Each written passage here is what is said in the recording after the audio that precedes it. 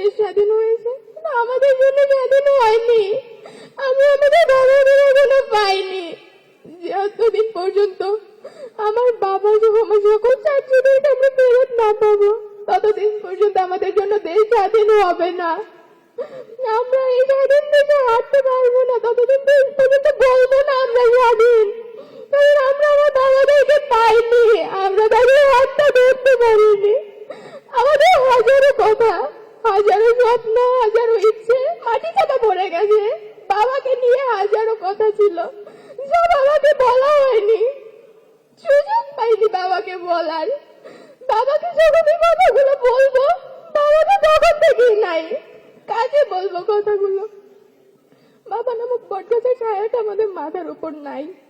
আমি আশা করব তারেক রহমান এই সেই বটগাছের ছায়াটা হয়ে আমাদের পাশে থাকবে।